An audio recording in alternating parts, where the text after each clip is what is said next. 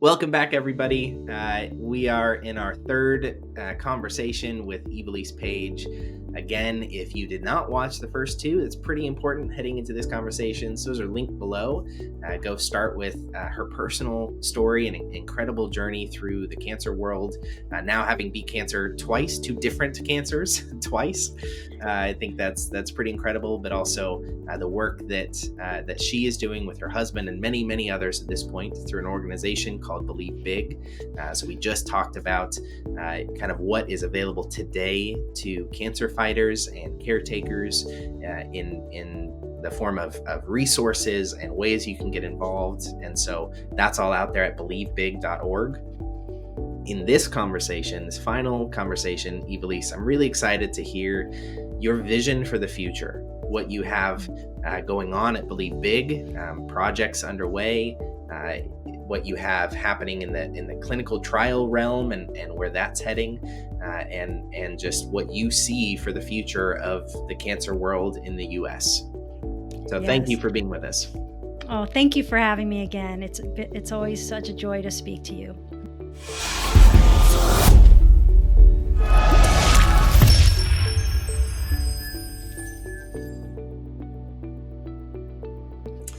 So let's maybe start with, just in case somebody's coming into this, because I think we're going to probably spend some time talking about mistletoe. What is it, just in a really simple synopsis, what is mistletoe therapy and why do you care about it so much? And that'll be a repeat of some of what we've already talked about in previous videos, but just starting there and then we can dive in a little more. Yeah, well, mistletoe therapy has been used around the world for the last century, except for here in the United States. And I discovered the use of mistletoe therapy for cancer during my first cancer diagnosis in 2008. And I did not realize all the benefits that mistletoe can offer a cancer patient. It can be used alongside of traditional treatments like chemotherapy and radiation to help improve the quality of life. Mm-hmm. So it can help with tumor-related pain, nausea, vomiting, a patient's lack of sleep. It can also help with those like myself and in my story that chose to not do the traditional, as it wouldn't have helped me long term or my statistical outcome. And it also has many properties that they call viscotoxins and lectins. And they each have these properties that can help boost the immune system, modulate the immune system, and attack cancer cells. They say that it actually has the properties of like venom of a viper. And I was like, ooh, wow, that's incredible.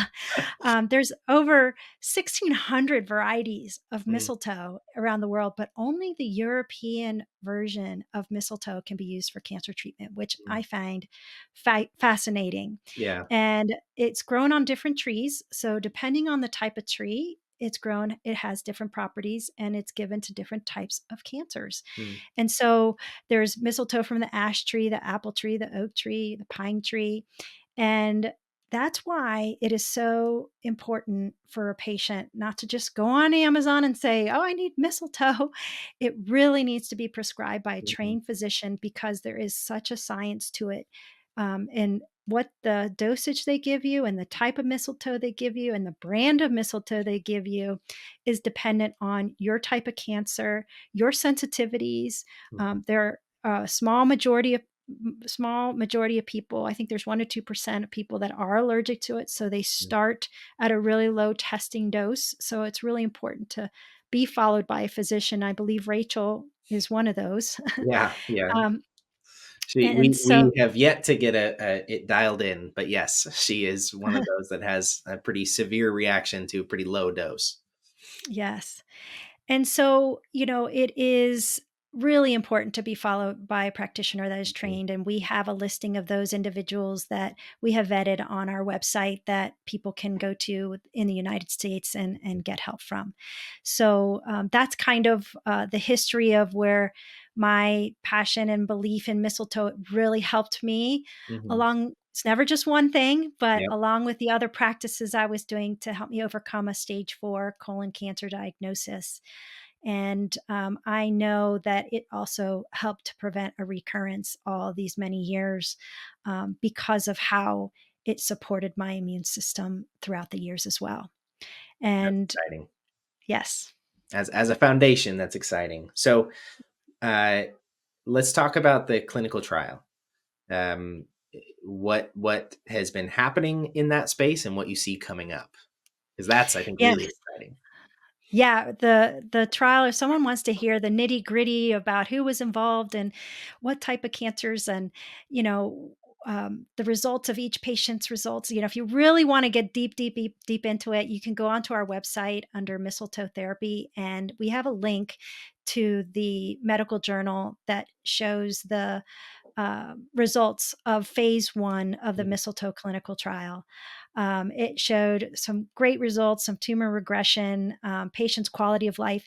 And what I find fascinating that it doesn't state in there is because of the process in the United States, we actually people had to have failed a first line of therapy in order to be part of the mistletoe therapy. So Oh, it wow. wasn't your Yeah. healthiest patients. It wasn't patients that did not declined or couldn't do chemotherapy.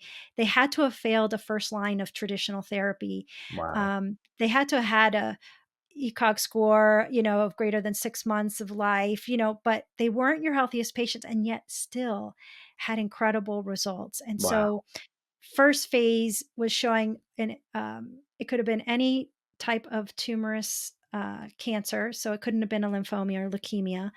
And we wanted to see which ones responded the best to the type of mistletoe that we used. Mhm. Remember, I had said that there's a type of mistletoe for the type of cancer traditionally. Yep.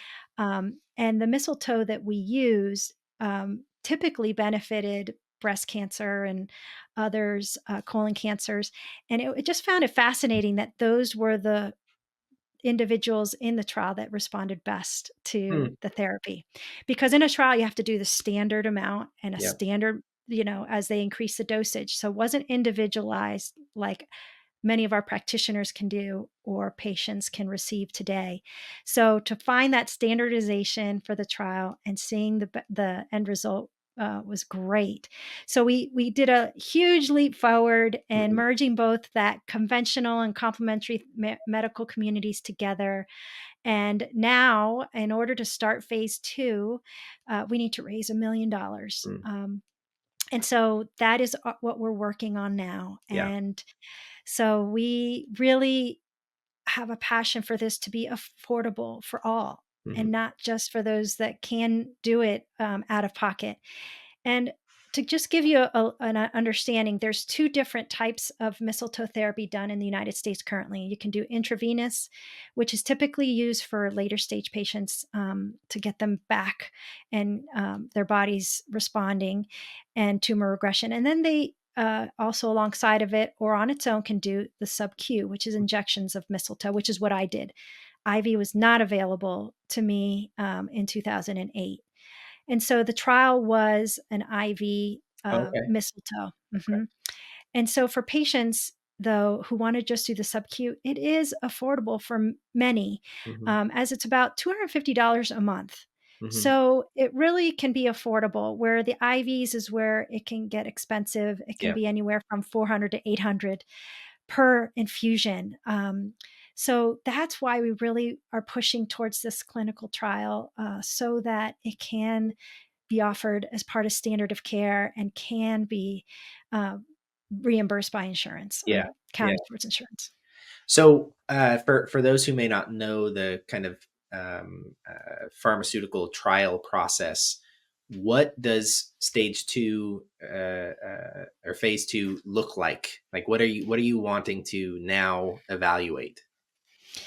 Yeah, so what they typically do with the phase 2, there's many different phases up to even stage 5. So phase 1 is typically looking to focus on safety and the proper dose, and Mm-hmm. it's usually a smaller amount of patients that are studied.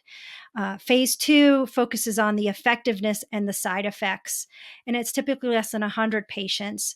In our case, we may look to isolate one type of cancer. Hmm. Um, And then phase 3 compares the new treatment to existing treatments, and that can be hundreds of patients. And then the last, of course, it's approved after that and Right. it can be made available. Yes. Okay. So it is a big deal that we've made it Mhm. through phase one that says Yes. this is viable. Now Yes. we're looking at effectiveness and things like that. But I think that's incredible. I don't want to lose track of that. Uh, the just incredible results that I think we've seen from that study. Yes. That's Yes, great. and again, if you go to believeBig.org and you click Mhm. on mistletoe research, there's a drop down for mistletoe clinical trial, and you can read the published study report there and more information about how to help in this area or get the word out. Mhm. And yes, but I will say we have had patients contact us to see if they can be put on a waiting list, and unfortunately, they cannot Mhm. until we've raised the funds. So, we if they become a part of our community in our email newsletter, they'll hear when that process will begin. Hopefully, Perfect. I'm praying that this year we'll raise those funds. That would be amazing. That'd be great Yes, to get that process started. yes. So what have you seen in terms of maybe response from the medical community to this trial and the results being published, and what have you seen or not seen in terms of response from the American medical community? Yeah, I think that, you know, I'm really thankful that Hopkins got behind it. They're an Mhm. incredible institution, well, world renowned. Mhm. And I think before Hopkins was involved in the trial, many people were like, "Well, that's great, Evilise. I'm glad that helped you. Keep doing what you're doing." Mhm. But it wasn't really until Hopkins came on board that people realized that their research time is so valuable. They're being money thrown at them to do research by Yeah. pharmaceutical companies, and for them to decide to do the research on this, you know that they saw value and the importance of it. Yeah. And so, I really applaud them for stepping out of that box and really helping to be that bridge, to be the first to do such an incredible study on mistletoe therapy. But I think because Hopkins was involved in such a prestigious institution, Mhm. more people are more open, and oncologists, when patients bring the report to them, they're more open to listening than if it was just me at Believe Big saying, "Hey, Sure. this really helps." Sure. um, Yeah, it brings a and to their credibility for sure. It does. Credibility. And to their point too, they wanna make sure that what their patients are doing is safe and it's effective and it's not gonna hurt them. They don't know the hundreds of studies that have been done in the last 100 years all over the world outside of here. And so, to their credit, they also wanna be protective of their patients. So I understand that too. So, but we have, gotten great response from the medical community and support, and, and so I'm really grateful that, both sides are kind of coming together and working together on this endeavor. Yeah, I think that's really exciting. It still surprises me as we have because multiple times throughout a month we'll have conversations with cancer fighters, and they're often just reaching out to say, "Hey, can somebody talk?" And they're like, "Sure, we'd love to talk." And they often ask like, well, what should I be looking at, or what did you do, and what would you recommend? And there's always well, careful, this is not medical advice. We're not doctors or professionals in this space, but things to talk with your doctor about, maybe some of these things. And it still surprises me how often people who may be totally open to the naturopathic side of integrative medicine have even looked into things. You say mistletoe and they go, "Oh, I've never heard of that."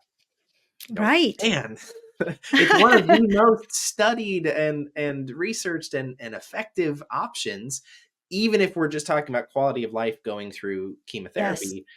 And it's still not uh, I'm not surprised it's not a household name to the world, but even to people who are in the naturopathic space, it's not on the tip of the tongue, and that surprises me. I think it's been such a part of our world for now 5 years, and yours for 14 years.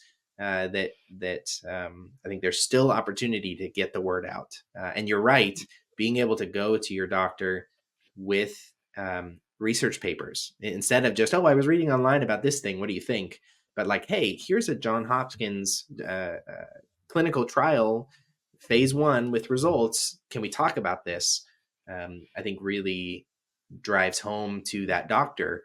Okay, this isn't one of those snake oil things online, because I'm sure they get asked about those things all the time. And so there's this natural response of, if I haven't heard of it, probably not worth doing.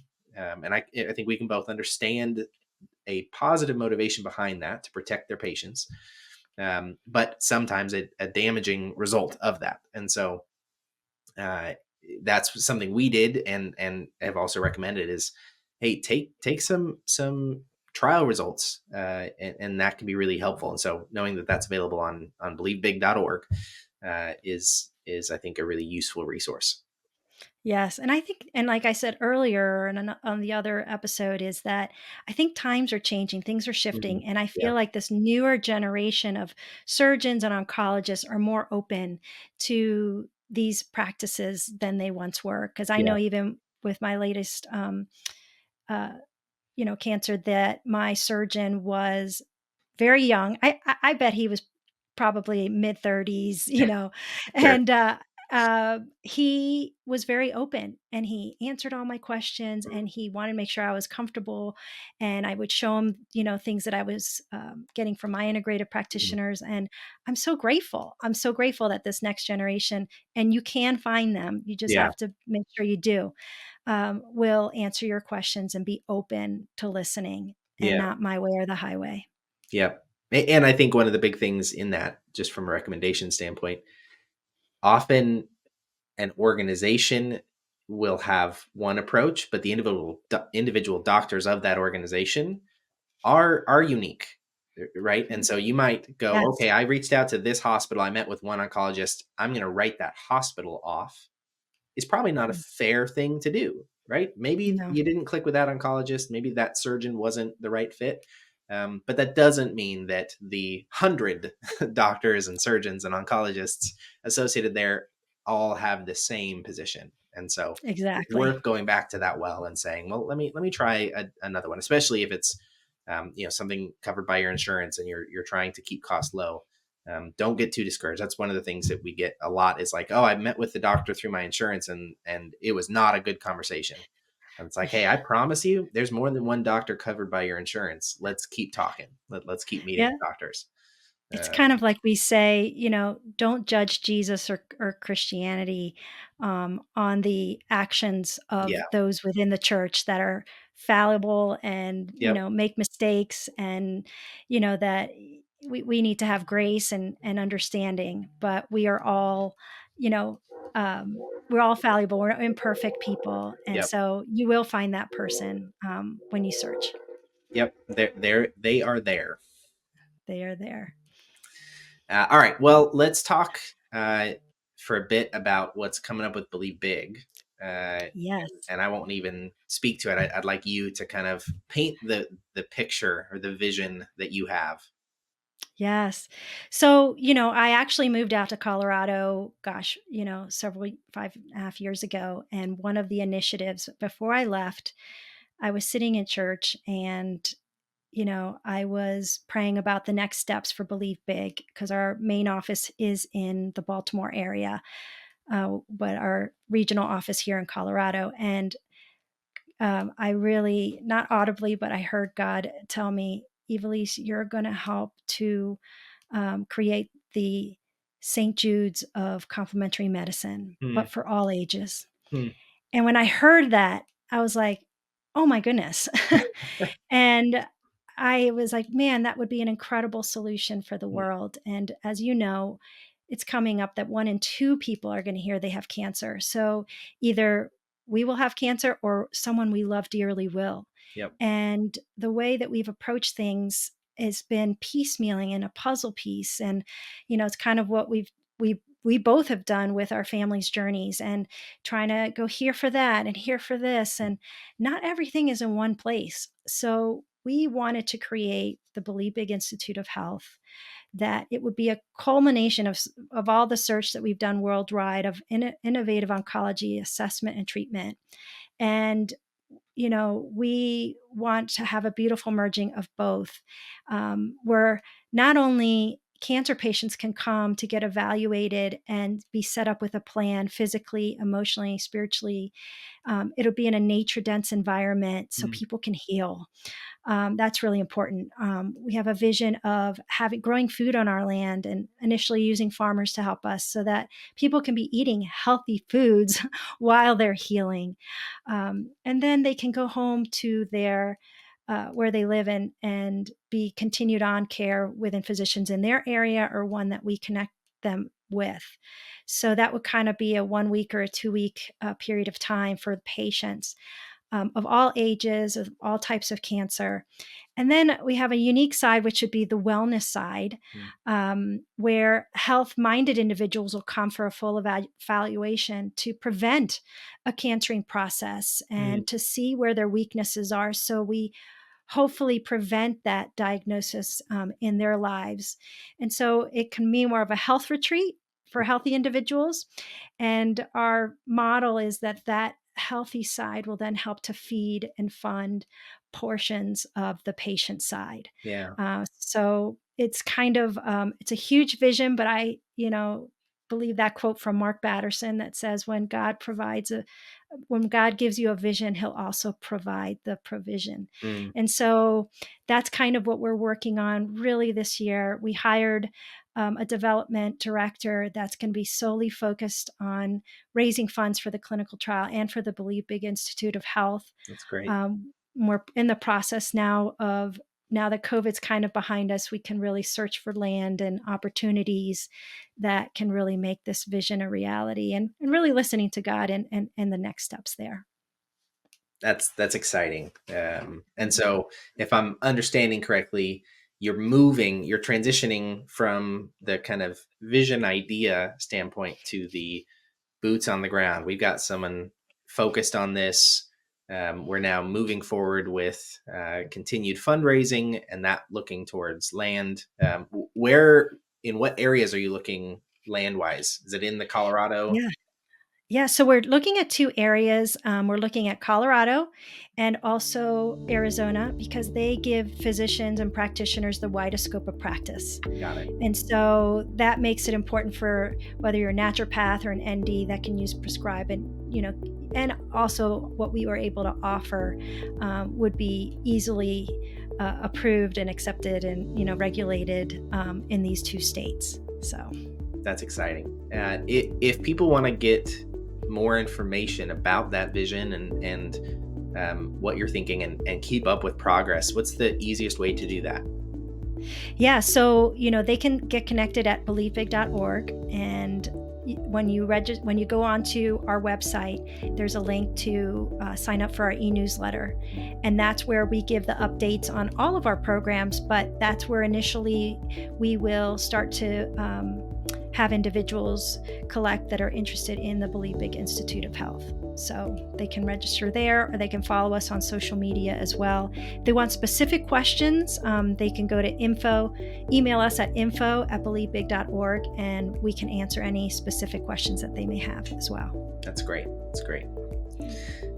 All right. Anything else? Those are some really exciting things coming up.